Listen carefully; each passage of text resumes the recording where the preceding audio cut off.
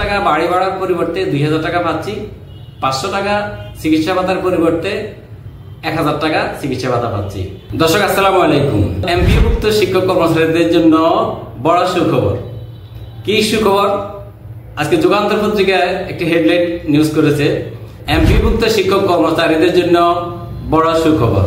এই সুখবরে কি থাকছে যদি আপনি জানতে চান তাহলে ভিডিওটি শেষ পর্যন্ত দেখুন। ভালো লাগলে লাইক ও শেয়ার করবেন। তো চলুন তাহলে কি বলছে যুগান্তর।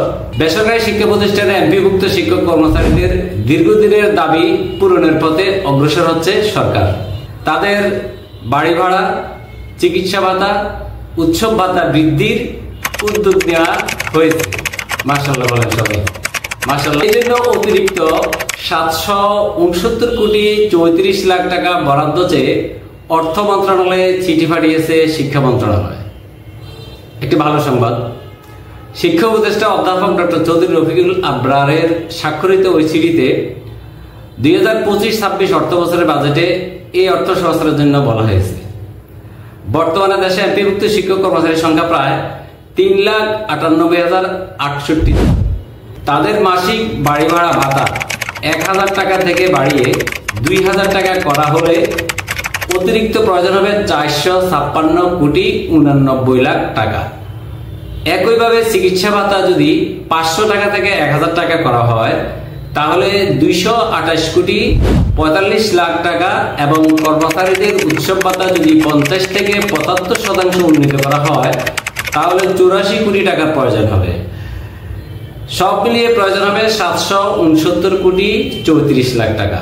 তাহলে আমরা যে 20% বৃদ্ধি চেয়েছিলাম বাড়ি ভাড়া, ওটা কি হচ্ছে? 20% কি হচ্ছে? এমপিওভুক্ত শিক্ষক কর্মচারীদের দীর্ঘদিনের দাবি পূরণ ও জীবনমান উন্নয়নের স্বার্থে ভাতা বাড়ানো জরুরি। এতে তাদের পেশাদারি যেমন বাড়বে তেমনি শিক্ষার সামগ্রিক মান উন্নয়নও ইতিবাচক প্রভাব পড়বে, যুগান্তর রিপোর্টে বলেছে। চিঠিতে উপদেষ্টা আরো লেখেন, সরকারের দায়িত্ব হলো দেশের শিক্ষকদের কল্যাণ নিশ্চিত করা, কিন্তু অতীতে শিক্ষা খাতের বরাদ্দ কমিয়ে অবকাঠামো উন্নয়নে বেশি অর্থ ব্যয় করায় শিক্ষকদের জীবনযাত্রার বৈষম্য তৈরি হয়েছে। অনেক সুন্দর কথা বলছেন তিনি। এই বৈষম্য কমাতে এবং শিক্ষক কর্মচারীদের সামাজিক অবস্থান শক্তিশালী করতে শিক্ষা বাজেট বাড়ানো প্রয়োজন মনে করছেন তিনি। চিঠিতে আরো উল্লেখ করা হয়, মন্ত্রণালয়ের অনুরোধের পরিপ্রেক্ষিতে পূর্বে শিক্ষকদের উৎসব ভাতা 25% থেকে 50% বাড়ানো হয়েছিল। তবে কর্মচারীদের ভাতা 50%-এর উপরে না যাওয়ায় তাদের মধ্যে হতাশা বিরাজ করছিল। এই কারণে কর্মচারীদের উৎসব ভাতা 75%-এ উন্নীত করার দাবি তোলা হয়েছে। এখন আমরা যারা বেসরকারি শিক্ষক এবং কর্মচারী যারা আছি, আমরা 20% যে বাড়ি ভাড়ার কথা বলছিলাম সেটা কিন্তু আর হচ্ছে না।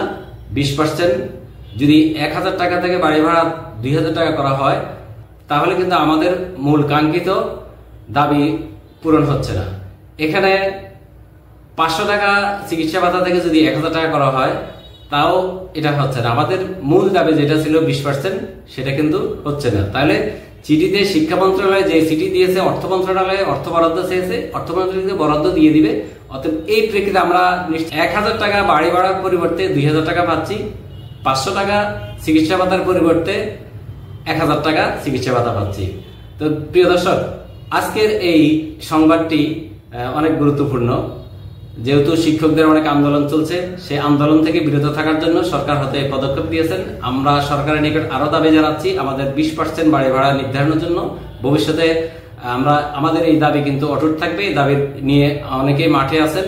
আগামী মাসের 12 তারিখ শিক্ষক সম্মেলন আছে, সেখানে আমরা আন্দোলনে আরো জোর দাবি জানাবো আমাদের 20% বাড়ি ভাড়া বিষয়ে। তো দর্শক, আশা করি ভিডিওটি ভালো লাগলে অবশ্যই লাইক ও শেয়ার করবেন। ধন্যবাদ সবাইকে পাশে থাকার জন্য।